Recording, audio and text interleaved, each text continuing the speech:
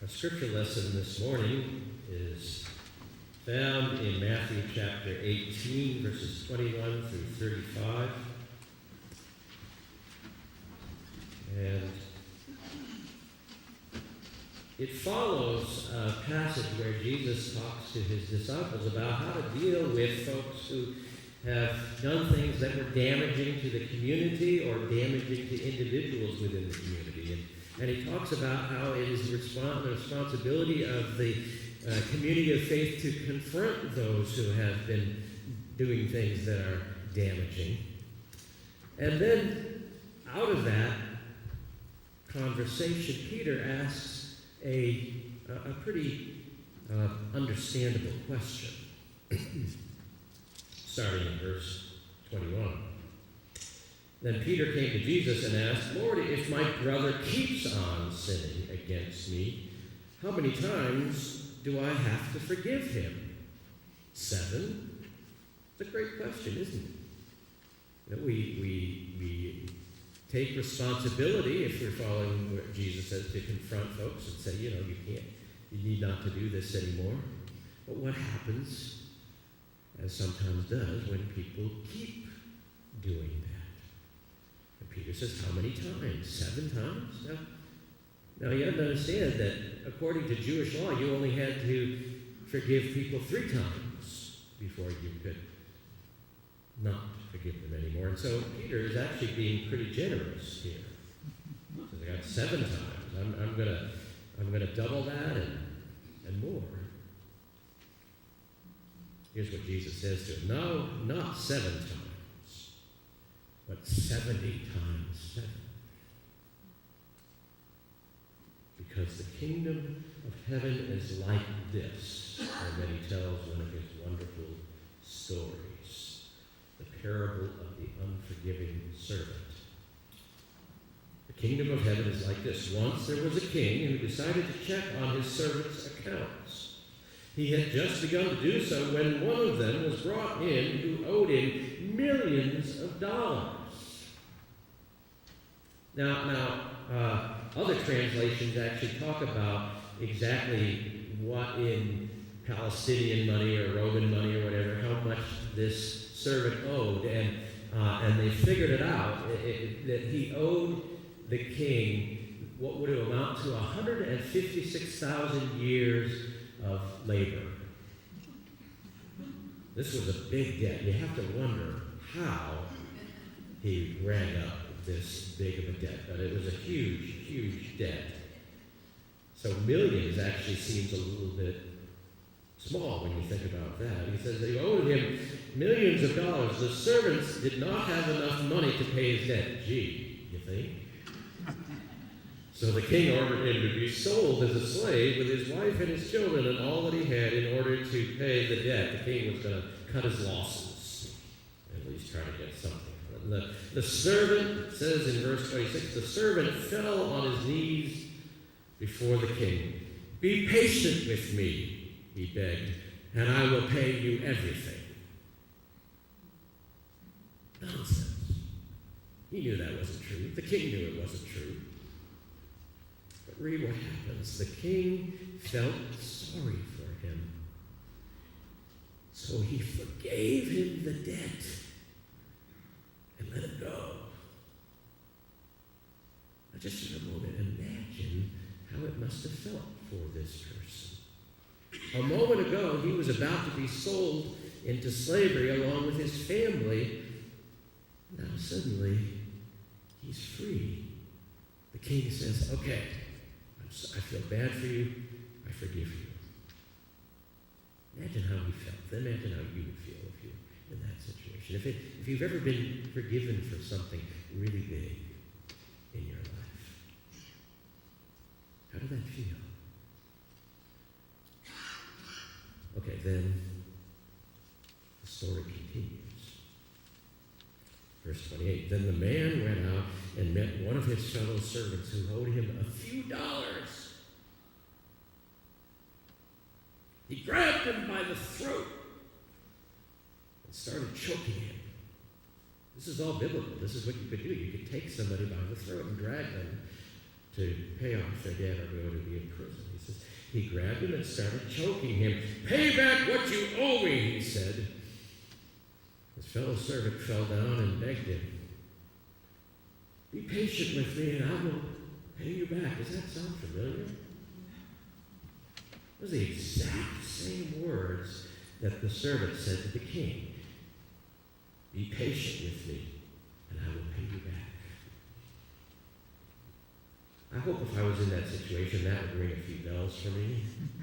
You know, like, this is the time now we're at the part where I'm supposed to forgive this person for the small debt in the same way that the king forgave me for my big debt. But no, it doesn't work that way. Verse 30. But he refused. Instead, he had him thrown into jail until he should pay his debt. And when the other servants saw what had happened, they were very upset and went to the king and told him everything. So he called the servant in. "You worthless slave," he said. "I forgave you the whole amount you owed me just because you asked me to. You should have had mercy on your fellow servant just as I had mercy on you." There's the principle of this story. You should have had mercy in the same way that I had mercy on you. The king was very angry, and he sent the servant to jail to be punished until he should pay back the whole amount. Another deja vu all over again, right? And Jesus concluded, "That is how my Father in heaven will treat every one of you, unless you forgive your brother from your heart." May God add a blessing to the reading and the hearing of the word.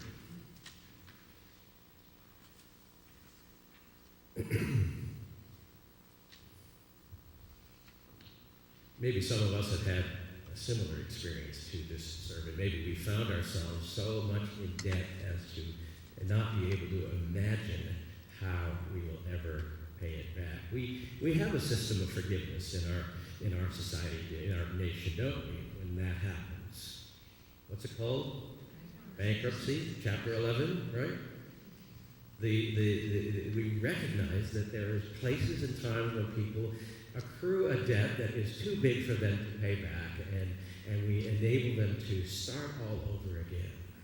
There's some consequences, right? But you're allowed to let go. Well, we're introduced in Jesus' parable of the unforgiving servant to a fellow who has run into that situation, and you just heard what happened to him. He has a debt that is so large he can't possibly pay it back. He appeals to the king, and the king has sorrow for him and forgives him. But then he turns right around after he's let go and runs into a friend who owes him a small amount of money, and he cannot find it within himself to extend the same mercy on a small scale, even to this friend. Now, I don't know about you, I would have liked this parable a whole lot more if Jesus had ended it just at the point when the king forgave the debtor, right? Because we all love to think about being forgiven, right? I mean, we struggle sometimes with accepting that we are forgiven, but it's a relief when we finally do accept that we are forgiven. It feels like we are let go of a burden and that we can run free from there, and we love to experience that, and we love to revel in the truth of the good news of the gospel that God has an unlimited supply of forgiveness that never runs dry. It's a deep and bottomless reservoir of forgiveness and love. And there's some good news in that. The gospel is all about being forgiven. It reminds me of an elderly acquaintance who was given a prescription for a medication. She said, "Well, the doctor told me I had to take this for the rest of my life, but it's marked no refills." Thank goodness. The good news of the gospel is that God isn't like that doctor. He grants us endless refills of his love, mercy, and grace. And we love that, don't we? We celebrate that. We sing about it. But Jesus didn't stop there, did he? He asks us to follow this forgiven servant out the door, and that's where this fellow doesn't find it within himself to extend that same mercy to somebody that he meets. And how human of us. That's our story, at least for, I would imagine, most of us, that we find it wonderful to accept the extravagant forgiveness that God extends to us in Jesus Christ. And then we turn around and we can be rather stingy when we are asked to mete out forgiveness towards somebody else.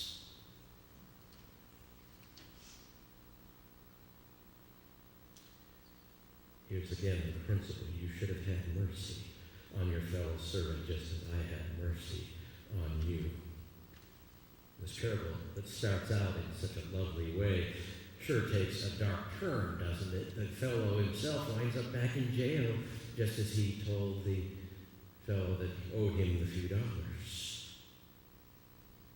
But it merely echoes this parable merely echoes something that Jesus had said in lots of other places. For example, in the Lord's Prayer, which we just prayed a few moments ago, as we forgive our debtors, forgive us our debts, we are told to pray, but it goes on, as we forgive our debtors. But both today's parable and the Lord's Prayer lead us to this unsettling conclusion that God's willingness to forgive is somehow linked to our willingness to forgive others. And that's where we run into the problem, because we're a lot like that servant. We welcome God's forgiveness, but we have a hard time extending it to others. Now, reminds me of the story of the man who was known widely for his love for dogs. And one day his neighbor observed him as he was building a concrete path, and twice his work was ruined by a neighboring dog slashing through the cement. Twice he calmly repaired the damage, and then the dog did it a third time and sat wagging his tail in the middle of the wet path, and this was too much. The man came out, this time with a stick, and drove the dog away, and the shocked neighbor called over, "But I thought you liked dogs." The man responded, "I do, but only in the abstract. I hate dogs in the concrete." It's a terrible pun, I know, but I think it does point out how often we approach forgiveness. It's a wonderful concept until we have something concrete to forgive. And even when we take a step towards forgiveness, we often discover that it is hard work. I know from my own experience and from hours spent with folks who have been terribly abused or wronged, that in some ways forgiveness often takes time, that it's a journey and a process, that forgiveness is not an on-off switch that you can't just switch on or off at will. Extending forgiveness in the way that God extends forgiveness is a spiritual discipline. But perhaps you're like me, that now and then we run into examples of people who seem to vault through that process of forgiveness, seem to be able to forgive incredible wrongs that they have suffered quickly, if not easily. This summer, I was watching with some friends a documentary called Ordinary Radicals, and in there they told the story of the Amish community in central Pennsylvania who suffered such an incredible blow to their close-knit community when October 2nd, 2006, a gunman walked into an Amish school and shot 10 little girls execution style. 5 of these little girls died. 5 were grievously wounded. You remember that story? And in this documentary, they told the story of how the Amish community reacted, and you perhaps remember that as well. I came across another little snip that talked about the experience of the mother of this gentleman who killed all of these folks, who then turned the gun on himself and killed himself after he had shot these 10 little girls. In the immediate aftermath of this tragedy, she was convinced she would need to move out of the community. But that night, the very same night of the shooting, representatives of the Amish community came and told her they wanted her to stay. The same night. And then just a few days later, when they had the funeral for this killer, the families even of those who had lost their girls came to that funeral to support the parents. And the mother of the killer said, I couldn't believe it. The first person to welcome me or to greet me after the funeral was a woman who had lost not only one little girl, but two at my son's hands. Amazing, isn't it? Just within a matter of days, this community, this profoundly faith-based community, it has its struggles and its downsides and its faults, but they've got this forgiveness stuff right. And they were quickly able to meet this other family with grace and mercy, or closer to home for me and my family. When I was growing up, for a few summers, my family hired what we called a summer girl. These are teenage girls, usually from rural areas, who would come to the city for the summer to serve as mother's helpers. And this one particular year, we had a young teenage girl from Minnesota named Janice.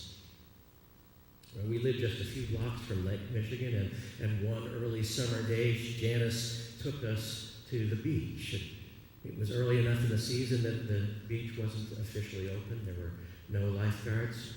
I got on one of those blow-up mattress things. What do they call them? Rafts.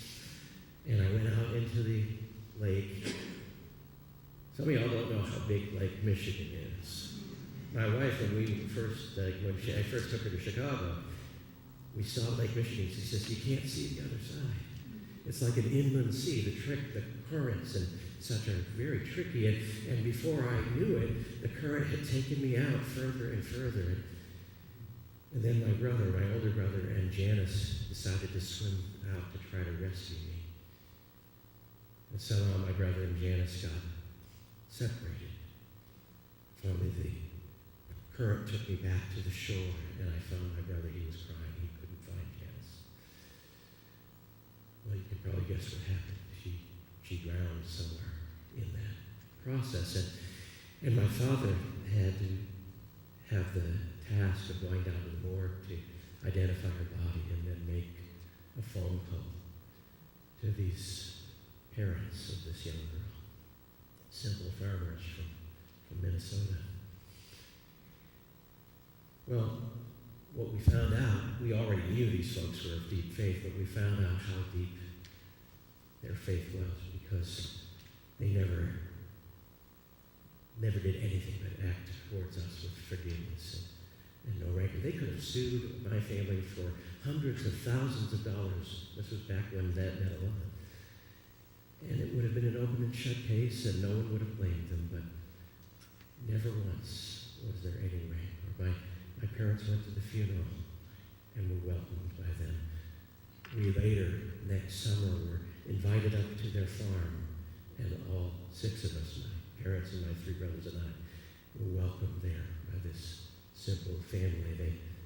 I couldn't believe it. They shot, while we were there, their boys shot some squirrels. I was just glad they didn't serve them to us, but they were going to eat them later. But never once did they show any bitterness. In fact, for many years, until both of the parents died, we received a Christmas card from them. What is it that allows some folks to be able to forgive even the worst? I mean, there was no confusing that because they forgave my parents, that didn't mean that they weren't heartbroken.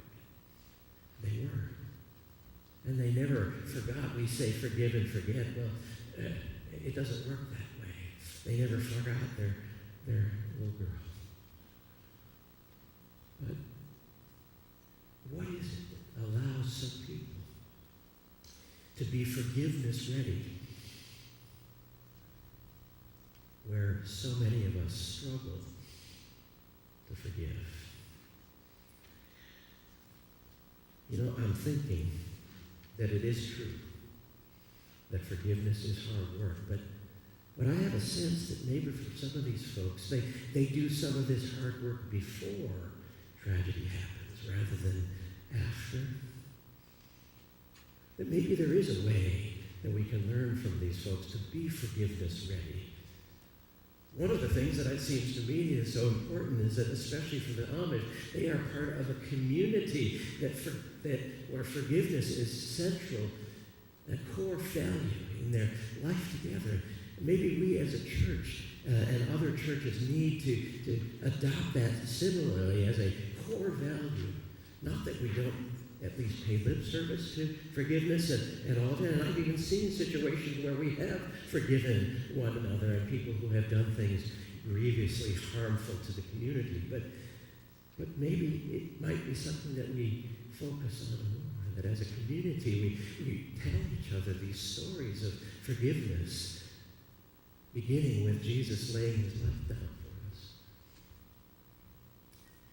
But there's another piece in all of this, and that is that it seems to me that if we say that the well of God's forgiveness is bottomless, if it's an endless reservoir that is deeper than Lake Titicaca or any other place that you can think of,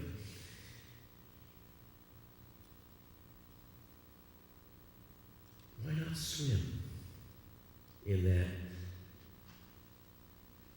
reservoir more than we do? You see, the wonderful thing about grace is that it says that God isn't going to judge us on the basis of the worst things that we do. And because grace is real, we can face the worst things about ourselves and recognize that we're still forgiven. There's a step for those of us who are familiar with the 12 steps. The fourth step tells us that we are called to conduct a searching and fearless moral inventory as we think about the folks in our lives that we have hurt, those times when we betrayed our deepest values. A searching, fearless moral inventory. Well, if you are a person who understands grace, you don't have to be afraid of a searching, fearless inventory. Grace allows us to see the worst of ourselves and know that that's not the last word about who we are. Maybe if we do what some would say is wallowing, but in fact is actually swimming in this reservoir of grace, we might understand just how much we have been forgiven. Now, how grateful we are that Christ died for us. And maybe then we might also be able to see our common ground with others, no matter how badly they may hurt us, that they too are people for whom Christ died. I want to close with a story that perhaps some of you are familiar with. How many of you are familiar with Corrie ten Boom?